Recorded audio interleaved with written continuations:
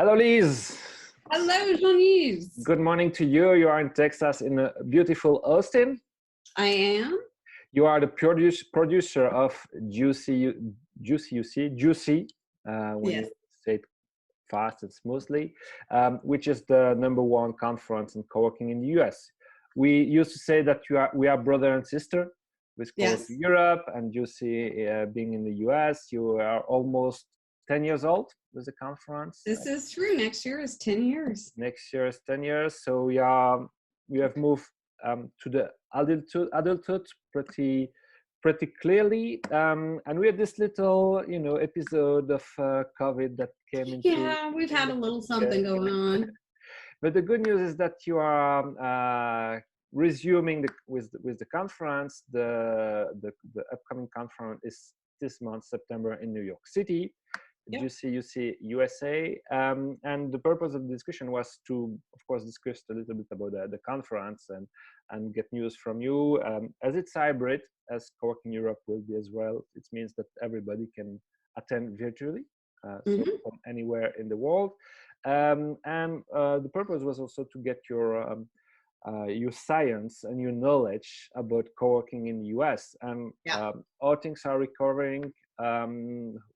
Who are the winner, maybe the losers, if any, and discuss a little bit how you see the perspective. So seeing that we are still in a situation which is gray, to say the least, and we all expect the flex market to become the norm in the office market pretty soon, but is it happening, or is it happening? Or who do you see the players to be ahead in this journey? And this is the purpose of today's conversation. So, awesome. First of all, what about this year's GCUC conference in New York City, and what will be the main topic? Yeah, thank you so much for having me, Jean-Yves. Always good to collaborate with you. So, we're really talking about like what we've been through, what's working, what's not working. We're talking about the focus on hospitality going forward, the focus on niche going forward. Also, how you can address things like diversity and inclusivity, sustainability, and neurodiversity. So we've, got some great panels put together. We've got some amazing speakers. So those are kind of the main topics. Of course, the first day, as per usual, used to be called Camp GCUC. It's now called the Fundamentals of Flex, where we teach you everything you need to know in one day to just kind of get started or decide if this is something you want to get into. So we get all the basics covered in one day, from design to brand to real estate to finance, all in one day. So that's the first day of GCUC, and that's really targeted to people that are new. So at the same time, in New York, we'll also run a couple of master classes for the GCUC physical attendees. One is on research, another one is on marketing. And those are going to be run on that first day. Those will not be broadcast. So Fundamentals of Flex will be broadcast. The master classes will not. You have to be in attendance to go to those.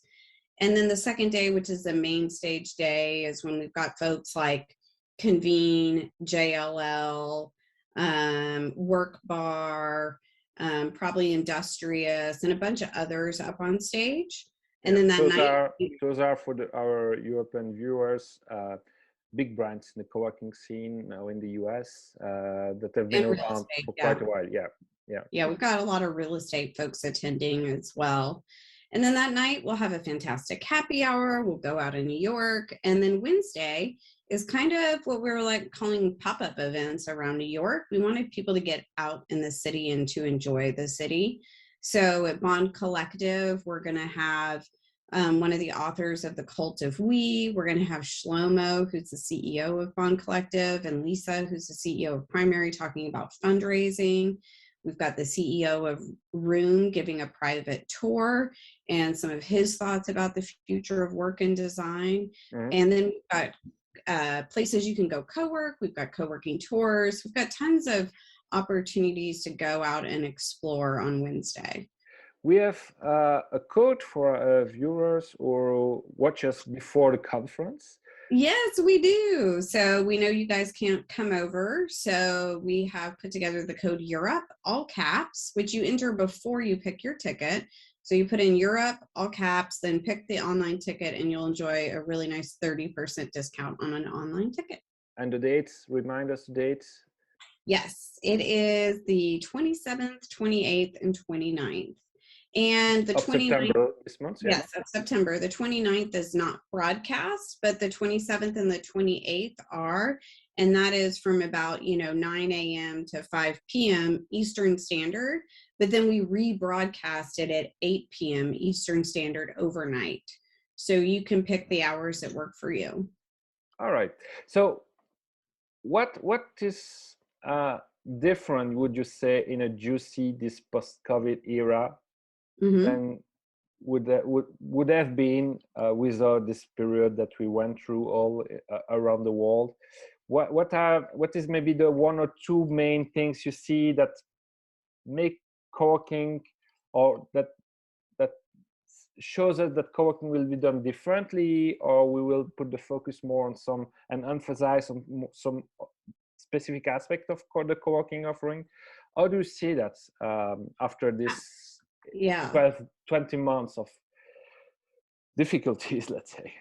Yeah. I think we'll see there's going to be a much bigger focus from the real estate industry, as the real estate world has been irrevocably changed. And part of their solution is what they call flexible work. And so I think one of the major changes we're going to see is a huge influx from the real estate world, as landlords and developers realize they need to incorporate co-working or flexible work into their brands going forward. And those that don't are going to suffer. The world has changed. People aren't going to go sign 20-year leases anymore. Yeah. So I think that's going to really change things. And I think the other thing is, I think we've all had to learn that, the mental health and just, health focus we've been talking about for years, that's now come to roost. And the thing is that people are demanding a different style of work going forward, which is fantastic news for our industry. It hasn't really hit yet because the variants keep surging off and on all over the world. But people now realize that home isn't always the ideal place to work, and that they need to go work in a community. So the fact that people are now saying, no, I'm not going back to the office, that doesn't mean home is the answer. So I think that, those are the two big changes we're going to see, is a change in how the workers are now demanding choice, and that real estate is 100% in. So are they able to provide with already an answer to that? Because at least that's what we feel from the European side, not maybe in every country, but that there is this discussion and awareness, and the people know I has to come back to the office, and a big deal of them don't want. But it doesn't mean that there is this co-working solution in between that pops up and that becomes obvious for everybody. So from the contact you have with your speakers, your partners, to your attendees, how do you see this transition now? Where are we from in the US, or overall? Well, I think the aggregators are going to play a really big role in it. Folks like DeskPass, who have figured out that they need to go sell to corporations and educate corporations on this whole industry that's just there waiting for them to come take advantage of it. But as we all know, corporations move very, very, very slowly, and they're traumatized, and they don't want to make the wrong decision. And they've made dates and changed dates and made dates and changed dates. And the workers have changed. The workers are like, I'm not going to go work for you if you demand I go work here, which is a new thing. People didn't used to do that, and now they are. So I do think that a lot of corporations don't even know co-working exists and are looking for it. But I've also talked to some of the largest companies in the world, to their HR and facilities, and they know about co-working. And a lot of it is because the aggregators have been actively pursuing them for a very long time. Plus, you need to have had your head in a hole if you haven't heard the term WeWork. So, you know, I think what people maybe don't know is that there's lots of amazing alternatives to WeWork. And, you know, one of the problems we've always had in this industry is a lot of people go to one co-working space, and if it doesn't suit them, they're like, oh, I tried co-working, I didn't like it. Yeah. Well, there's 50 in your town. Go try a different one. Like if that one didn't work for you, somebody else will. So because one of the big challenges we see now is that we associated a lot co-working with freelancers and Right. And very that's a small businesses. misconception. And You know? we still have to figure out how to address the other big slice of the population, which is much bigger. Even if, of course, startup and freelancer is the obvious natural target for co-working spaces. Well, But even in the co-working scene, we see that it's not necessarily a message that is embraced even by the players themselves. Do you experience that as well from in the US, or maybe is it we see also a lot of difference between the big metros and the secondary cities or even the countryside?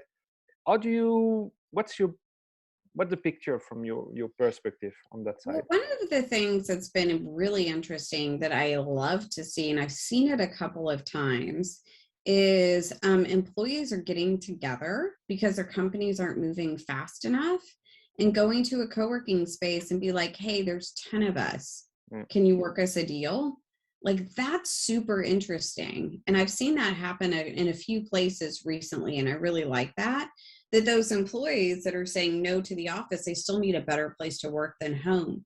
So they're getting together and going and approaching their local co-working space. So what we're seeing in the US, and I've also heard this is the way it is in Canada through talking to some of my friends in Canada, suburban spaces are full. Suburban and rural are on wait lists. People have found co-working, they're embracing it, they love it. City centers are slow to come back. People don't want to commute. People don't want to pay for parking. People don't want to find parking. People don't want to have to like walk down the street, up the building to get to their desk, right? So we've all become very spoiled in the pandemic in a great way, and we're not willing to do what we were willing to do before. So I do think city centers are going to be slower to come back. And we're seeing that in places like New York. I've got a friend who runs a space in San Francisco, though, and she says she's doing great. You know, I've heard Chicago's kind of slow, but then the Chicago Tribune just came out and said it's great there. So there's a lot of information coming out that's conflicting. But I also think that because Delta variant specifically, which is what's kind of attacking the US right now, is different by region. So regions come back differently depending on how they've been affected. Just like, you know, a few months ago, I was like, Seattle, New York, and San Francisco are going to lag behind because they were hit so hard early on. And I believe that's the case with Seattle and New York, but San Francisco is having a weird little comeback. So it's all over the place. I think just like we can't really predict what's going to happen with the Delta, with COVID and where it surges and how it surges. It's different in every market. I mean, what are you seeing in Europe? No, it's very hard to figure it out because people don't like to say things are bad, you know, and so it's always, even in the height of the pandemic, some spaces were saying, okay, we just lost 5% of our members, and we knew it was not true. There is the math didn't match then, and so it's hard to figure out what's the reality of those market, and the occupancy that is really which is the reality, as opposed to what is stated and what is disclosed from those players.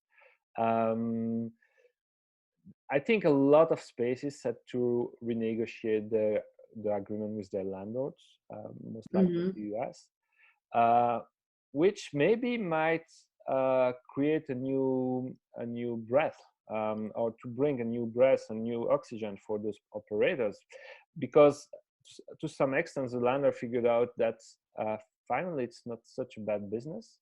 And to be Mhm. involved in that, maybe we might be better off partnering up with those operators we were asking a lease from. And for instance, in Belgium, from what I know, you are very heavily taxed on the lease for commercial real estate. So it can go up to 50% of the lease price you get. If it becomes a service, it's another story. Yes, you have to charge for the VAT in Europe, but on the other hand, from the profit you make, you are not taxed as much as you would be just leasing out your building. So I assume that there will be a lot of legal, tax, accounting questions that will surface in the near future, which might have big impact also on how co-working is provided, offered, built, and what kind of experience will come from there. But the issue is to present time to figure out what's really happening. And it's I was speaking with a friend yesterday, for instance, and he was asking me, yes, what's the cost of co-working if because I want to make an offer to my HR department and to show them that there is an alternative to just going to the big facility we have close to the airport. And he come with weird questions, let's say, because he didn't figure out that it actually could have 3 people for one desk. So it was one desk, one person. So even at the level of the employees who want to propose something and be innovative from their side, it's not necessarily well understood what co-working can provide them with. And but on the other hand, what he was saying is that the HR department in this big company was not aware at all that there was this alternative of satellite officing. And when you ask the question also, then come, okay, should we have our own offices or 10 offices in the suburbs of the tier 2 cities and tier 3 cities of the country? Or can we just go and let the people go in the flex area and the open space of any co-working space around they choose? And there is a lot of practical questions like that are creating a lot of friction before everything happens. Like we see that the big transformation takes shape. And we're still in that, and I fear it will still take a few years. Not to mention the Delta, and which will be I think the new variant is coming up.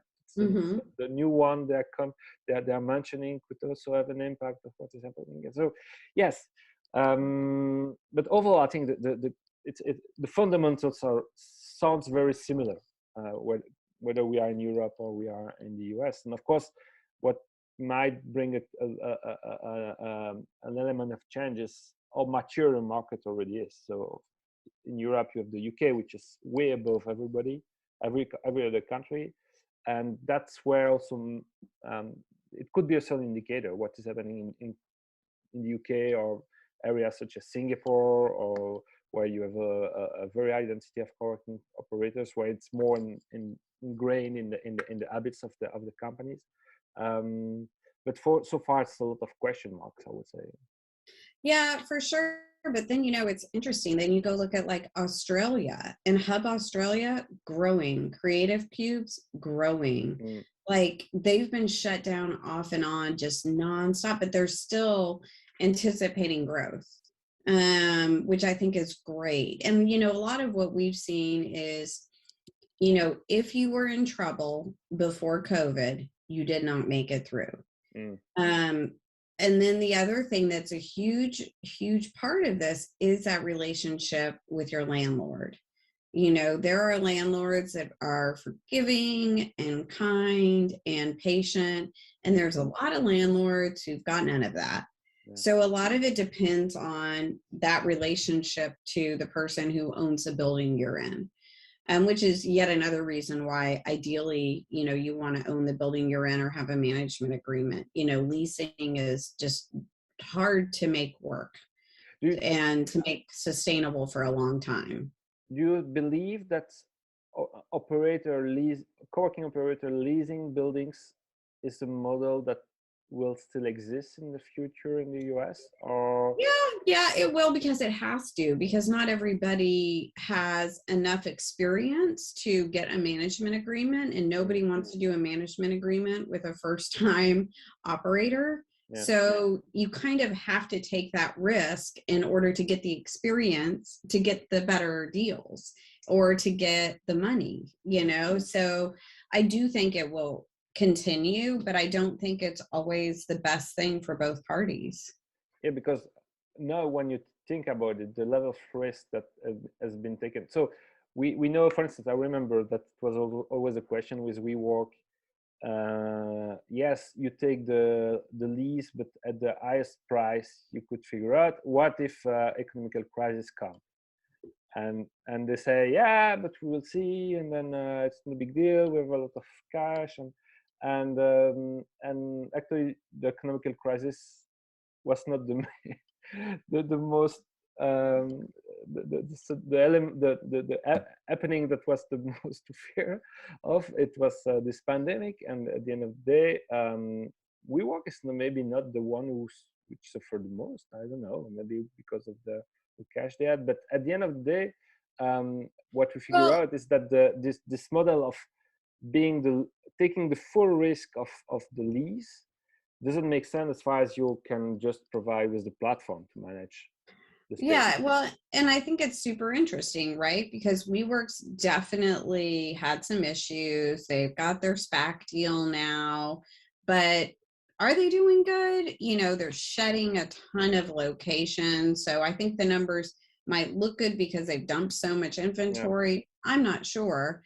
But then, look at IWG. IWG took the opportunity to use bankruptcy as a strategic way to cut the fat, and then they went with a franchise deal, which is turning out really well for them. Mm. And then they also, if their location wasn't doing well, they just got rid of them. And so IWG has sat over here and reorganized and changed and evolved. And, even though they don't tend to create inspiring spaces, I think they're going to come out of this doing really well. They took over some WeWork location, didn't they? Mhm. I think that Mhm. they were spotting and Oh, they're out uh, looking for stuff. Yeah. yeah, it's like this, and indeed taking Well, over. Yeah, and they facilitating. franchised the whole Yeah, thing. yeah. So how far is the franchise model now in the US as far as you see it? Is it definitely the thing that is Mhm. taking So over everywhere, the winning model for every player, or no, we are still far away from that? far away from it. Office Evolution does a good job. They're very much kind of a business center. And then you've got VentureX, which is kind of more co-working, and they're expanding like crazy, but I'm not sure if they're set up to really thrive. I've Mm, heard a lot of rumblings around that. I think they're doing really great in sales. I'm not sure how they're doing in operations. mm, mm, Hera Hub is, a smaller player, and they're a licensing deal, but I think they're super interesting. And then they went and made a deal with Common Grounds, which is another player here. So I think Felina at Hera Hub is an interesting one to watch, but like that's it. That's it for franchises. yeah. Unless we see soon landlords figuring out like they did with maybe the McDonald's and the Taco Bells and everything, that indeed Yeah, there is well, this opportunity there, and that at the end of the day, as we mentioned, that any office player, any property owners doing commercial real estate and leasing out offices will have to have a flex harm in their offering. Well, and there's also super interesting what the real estate world is doing, right? So Yeah, CBRE launched their own brand, was like, oh crap, this is hard. So then they went into Industrious. yeah. Cushman just went with WeWork. So I can see these real estate companies looking to align with larger brands, just like some of the aggregators, Mm, right? So JLL I believe, has invested in DeskPass. like Upsuite got bought by Square or something. I don't know. So it's like those aggregators are targets for real estate, co-working targets for real estate. And by targets, I mean people that want to buy. Yeah. Because real estate needs to figure this out. They don't have time to figure it out. So why not partner with the people that are doing it? Yeah. Are there enough of them, those players? And what about the independent ones? Because that's the big, as we say, that's the long tail. It's Mm-hmm. a long tail shaped market. There was Yep. a lot of independent players which are still representing the biggest part of the whole offering. But what about them, especially now that Well, I would submit that if they're still around and if they're, suburban or rural, they're doing pretty well. But yeah, also, if you look at like Common Desk did smart things. They like very quickly laid off people. They hunkered down and then they started making deals. yeah, Bond Collective hunkered down, making deals. They're opening in LA. They're about to open another location in Chicago. It's like a lot of these guys, and Expansive, same thing. Like they hunkered down and then they started making deals. yeah, These guys are smart and they're making moves. And so I think that some of those smaller independent ones that are starting to really grow are going to be super interesting to watch. But I still think they're, that larger part of the market who Juicy does target, which is all of those independent and smaller operators that are much bigger than if you put the bigger ones together. They're going to have a hard recovery. They've been through a really tough 18 months. They're exhausted. They're burnt out. They're ready for a vacation but can't take one. And I think they're gonna, I love the resiliency of the entrepreneurs and the hustle, but we're tired, mm, and it's going to take a little extra for them to come back. yeah, yeah, yeah, yeah. They need a break, for God's sakes. Yeah. We all Hopefully do. it's coming. And we need a break, and we need also the recovery to come. Yeah, And because, as we say, the bright days are ahead, but but you got to get there. yeah, this should come. If they could come a little bit sooner than what we see coming up, but it would be a pretty good news. Perfect. Let's remind us the Juicy conference in New York City this September, the Yep. 27, 28, 29. We have this code Europe capital letters, 30% discount for everybody who wants to register. Yep. And the website is NA, which stands for North America, .juicy.co. So Yep. na.gcuc.co. Perfect. Do we have a last word to say to the viewers and the audience? I think the last word last thoughts? is, Yeah. I know I've said it before and I'll say it again, like hang in there. It will come back. And when it comes back, you want to take advantage of that amazing wave of business that's coming your way. We have seen it happen. I sit in Common Desk here in Austin, Texas. It's full. It's full. You can't get a meeting room. You can't get a phone booth because they're all taken because we're full. Yeah. So the comeback is real and it is coming. It depends on where you are in the world and what the variant's doing there, but it will happen. Thank you so much, Liz. We have to see you in person as soon as possible, and as soon as Absolutely. we can flew through over the Hopefully, Atlantic. And in Vienna in December or next year, anywhere, anytime. anywhere. Thank you so much, Liz. Take care and Thanks. have a wonderful Juicy. Thank you.